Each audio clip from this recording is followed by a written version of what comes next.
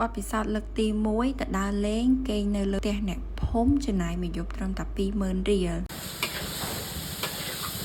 Ngàn chẳng hả? Ui, quay tay khoanh trơn cho hai này. Này, ăn đồ ăn đồ uống nhá. Áo xa mơ thùng thê dần thằng quê online. Mơ hạt đi ấy có lái nơi trái trong vẫn cao.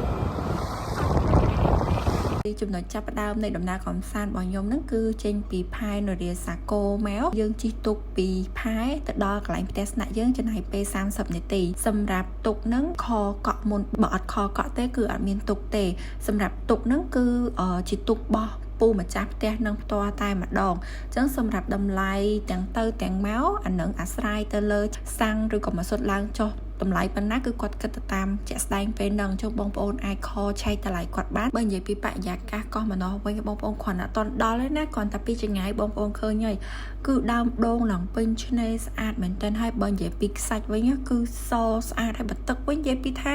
ខៀវថ្លាឆ្វង់មើលឃើញដល់បាតខាងក្រោមហ្មងត្រីហើយនៅខាងក្រោមហើយគឺមើលឃើញទាំងអស់នេះគឺជាកន្លែងដែលពួកខ្ញុំស្នាក់នៅបងប្អូនគឺជារបៀបផ្ទះបោះអ្នកនៅលើកោះនឹងហ្មងអញ្ចឹងពេលដែលខ្ញុំទៅអញ្ចឹងគឺខ្ញុំបានកក់ជាបន្ទប់ខាងក្នុងអញ្ចឹងបន្ទប់ខាងក្នុងនេះគេបាន6ទៅ7នាក់ហើយនៅហ្នឹងគឺគេប្រើប្រាស់ភ្លើងអាគុយពេលយប់ឡើងគឺដាក់ដង្ហាលហើយបើសិនជាបងប្អូនទៅហ្នឹងអាចយក power bank អីទៅសកួរបានថ្ងៃខ្ញុំទៅហ្នឹងគឺសំណាងមែនតែនមានតែក្រុមគ្នាខ្ញុំមេអញ្ចឹងទៅអ្នកណាចង់ដេកនៅណាក៏បានដែរចង់ដេកក្នុងកន្ទប់ហ្នឹងជុំគ្នាក៏បានដេកនៅខាងក្រៅហ្នឹងក៏បានដែរប៉ុន្តែឥឡូវទៅដល់នេះអត់មានទាន់ធ្វើអីទេនាំគ្នាចេញទុកទៅស្ទូចត្រីសិនអញ្ចឹងពេលដែលកំពុងស្ទូចត្រីហ្នឹងគឺពួកខ្ញុំអត់សូវបានថតអីទេនេះគឺជាត្រីដែលពួកខ្ញុំស្ទូចបានរៀងក្រែដែរតែខ្លាចស្ទើក៏ហៅកាក់ទុក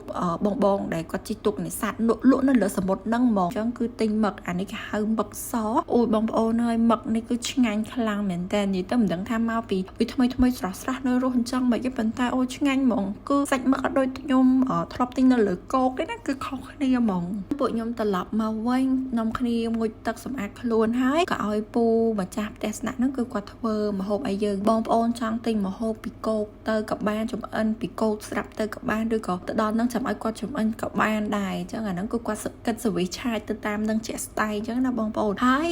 ពេលទៅដល់ហ្នឹងពូម្ចាស់ផ្ទះហ្នឹងគឺគាត់មានស្កាឡប់អញ្ចឹងពួកខ្ញុំទិញស្កាឡប់គាត់1គីឡូហើយកំងឲ្យគាត់ឆាគ្រឿងហើយមឹកដែលយើងទិញហ្នឹងគឺយើងស្រុះធម្មតាជ្រលក់មួយទឹកត្រីកោះមណោអា Bos kalau mana?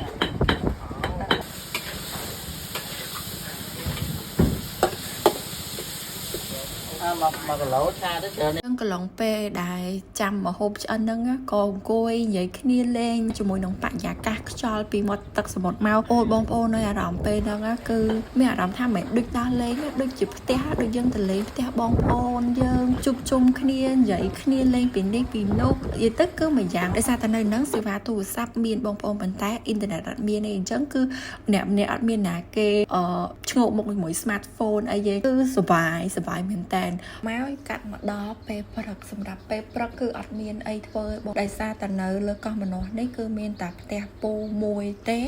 ហើយផ្ទះរបស់គាត់គឺធ្វើនៅលើទឹកហ្មងមិនមែនធ្វើនៅលើកោះណាបងប្អូនគឺគាត់ធ្វើនៅលើទឹកហ្មងអញ្ចឹងងើបមកអត់មានអីទេគឺមានតែទឹកសមុទ្រនំខ្ញុំភ្ញាក់ពីគេងមកហើយអត់ទាន់អស់ងុយទេប៉ុន្តែបដូរបរិយាកាសទៅគេងនៅមាត់ទឹកជាមួយនឹងខ្យល់ធម្មជាតិជាមួយនឹងសំឡេងធម្មជាតិសំឡេងសត្វនិយាយទៅគឺនៅហ្នឹងគឺស្ងប់ស្ងាត់ល្អអត់មានសំឡេងឡានអត់មានសំឡេងម៉ូតូអត់មានសំឡេងមនុស្សស្រែកឡូឡាអត់មានសំឡេងធុងបាសអីទាំងអស់គឺបងប្អូនក្នុងវីដេអូហ្នឹងអត់មានសំដែងនេះគឺដេកមែនតែនហ្មងណាហើយបន្ទាប់មកងើបមកកញ្ញាអាហារពេលព្រឹកហ្នឹងគឺបាយឆាតែអត់បានថតទេខ្ញុំនិយាយចឹងពេលទៅដល់ហ្នឹងទូរស័ព្ទអត់មានអ៊ីនធឺណិតទេអញ្ចឹងធ្វើឲ្យខ្ញុំហ្នឹងវាភ្លេចទូរស័ព្ទហើយខ្ញុំណាមួយខ្ញុំ enjoy ជាមួយនឹងអាកម្មភាពពេលហ្នឹងហ្មងជាមួយនឹងធម្មជាតិចឹងទៅ food take ផ្សេងខ្ញុំមិនសូវបានថតទាំងអស់ទេញ៉ាំអាហារពេលព្រឹកហើយក៏ឲ្យពូគាត់ជូនជិះទូកទៅ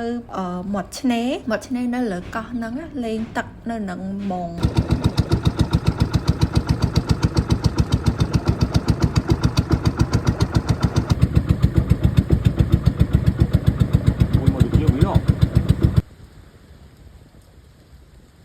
ទឹកស សមុទ្រនៅនេះបងប្អូននៅគឺថ្លាខ្លាំងមែនតើណាឃើញដល់បាតដូចបងប្អូនឃើញក្នុងវីដេអូចឹងហើយបើត្រីហាយកាត់ទាំងប្រមាណគឺមើលឃើញទាំងអស់ហើយសំខាន់មែនត្រឹមតែថ្លា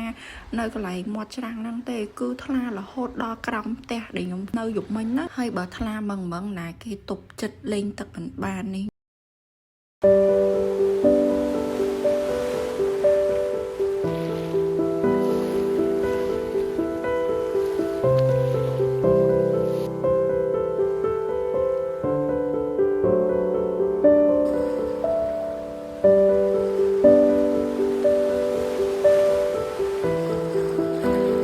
លេងទឹកអស់កន្លះថ្ងៃហត់ហើយគឺឡើងមកញ៉ាំបាយថ្ងៃសម្រាប់បកានេះគឺទិញទុកនេសាទដែលគាត់ជីកាត់តាមនឹងទិញ1គីឡូហើយជាមួយនឹងត្រីដែលយើងបានស្ទូចពីសម័យយើងអាំងមកហើយសំខាន់បរិយាកាសពេលថ្ងៃបងប្អូនឃើញស្អាតដល់ពីផ្ទះនឹងទៅឆ្នេរគឺឃើញទឹកសមុទ្រពណ៌ឡើងថ្លាឡើងខៀវហើយដើមដូងខ្សាច់សគឺស្អាតហ្មងនិយាយទៅខ្ញុំអត់ដឹងថានិយាយមិនគឺដឹងតែមានពាក្យថាស្អាតបរិយាកាសល្អស្ងប់ស្ងាត់ចឹងសម្រាប់បងប្អូនដែលចង់ទៅលេងនៅកោះមនោហាអាចសាកល្បងទៅបានពីភ្នំពេញទៅដល់ផែត្រឹមតែ3ម៉ោងទៅ4ម៉ោងរថផ្លូវលឿនលឿនហើយយើងជិះទូកពីផែមកកន្លែងផ្ទះស្នាក់ហ្នឹងត្រឹមតែកន្លះម៉ោងឯងដំណើរកំសាន្តរបស់ខ្ញុំមួយយប់2ថ្ងៃនៅកោះមនោមានតែប៉ុណ្្នឹងឯងឥឡូវយើងនាំគ្នាចេញដំណើរទៅផែដើម្បីទៅផ្ទះវិញអរគុណបាយបាយ